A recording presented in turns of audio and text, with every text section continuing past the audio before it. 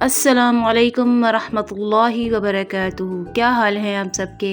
उम्मीद है सब खैर आफियत से होंगे। आज हम बनाएंगे मज़ेदार किस्म के कोफ्ते। बहुत देर बाद मैं यहाँ पे वॉइस ओवर कर रही हूँ और आप लोगों के लिए लाई हूँ मज़ेदार कोफ्ते। इसको ये मैंने फ्रीज़ कर लिए हुए थे मटन के कोफ्ते, और इसको आपने बना के रख लेने हैं। इसके अंदर जो है ना, आपने मेरे पास कुर्बानी का गोश्त था, उसका मैंने कीमा बनाया हुआ था, तो उसके अंदर चने और जो भुने हुए चने होते हैं ना, उसको एक कप लेके उसके अंदर खशखाश डाल के उसको ग्राइंड कर लेना, पाउडर बना लेना है और उसको कीमे में डाल लेना। अच्छी तरह जो कीमा होता है ना, उसको निचोड़ लेना, खुश्क हो जाए। फिर उसके बाद उसमें ये वाला जो बनाया है खशखाश और उसका पाउडर, वो बना के उसको उसके अंदर डिफरेंट स्पाइसेस डाल के, गरम मसाला, चाट मसाला और काली मिर्च, थोड़ी सी नमक, सुरख मिर्च, हल्दी डाल के अच्छे से इसको एक अंडा डाल के बाइंड कर लें। बाइंड करके इसको थोड़ा सा बेसन भी भून के डाल देना है, ठीक है, 2-3 चम्मच, ताकि वो बाइंड अच्छी तरह हो जाए। इसको बॉल्स बना के आप फ्रीज़ कर लें। फिर जब आपका दिल करे कोफ्ते बनाने को, आप उसको निकालें, उसको फ्राई करें और उसका मसाला तैयार करें और झटपट मज़ेदार किस्म के कोफ्ते तैयार हैं। मैं ऑयल यूज़ करती हूँ मस्टर्ड ऑयल अपने खानों में, जो कि हेल्दी है। और ये मैंने ऑयल गरम किया था, उसके अंदर मैंने सारे कोफ्ते सारे जो है ना, इसको फ्राई कर लिया था।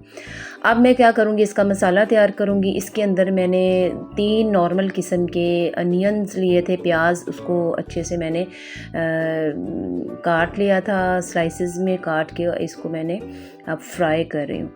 तो ये बहुत मज़ेदार बनते हैं। अगर आपका कभी कुछ दिल ना करे कोई सब्ज़ी वगैरह बनाने को, या चिकन भी अवेलेबल ना हो, और अगर इस तरह के कोफ्ते घर में पड़े हुए हों, तो हम आराम से जो है वो निकाल के इसको झटपट तैयार कर सकते हैं। मैंने मसाला प्याज फ्राई किया था, उसके अंदर मैंने सुरख मिर्च साबित, जो कि मैं हर दफ़ा अपनी हंडिया में डालती हूँ खाने में, वही लगाए, अदरक लहसुन का पेस्ट डाल दिया।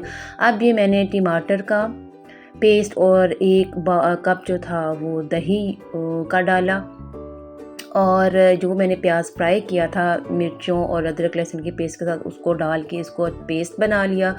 पेस्ट बना के उसी ऑयल के अंदर, जिस ऑयल में हमने फ्राई किए थे, उसमें इस मसाले को डाल दिया। मसाले को डाल के इसको अच्छे से अब हमने भून लेना है, और इसके अंदर अब हमने थोड़ा सा गरम मसाला, हल्दी डाल दें, और इसके अंदर नमक डाल दें और सुरख मिर्च डाल दें। इस तरह से सारे स्पाइसेस जो हैं, जो भी आपको टेस्ट में चाहिए, चाट मसाला भी थोड़ा सा डाल सकते हैं, हाफ़ टी स्पून डाल के इसको अच्छे से आपने भून लेना है, ताकि ये मसाला अच्छे से, कच्चापन जो है इसका टमाटर वगैरह का, वो ख़त्म हो जाए, ठीक है।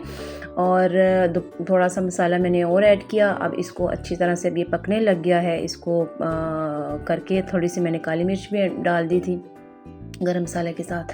लाइट चली गई थी और बड़ा मसला हो गया था। फिर दोबारा से मैंने दूसरी लाइट का बंदोबस्त किया, और ये अच्छे से देखें मसाला हमारा भुन गया है।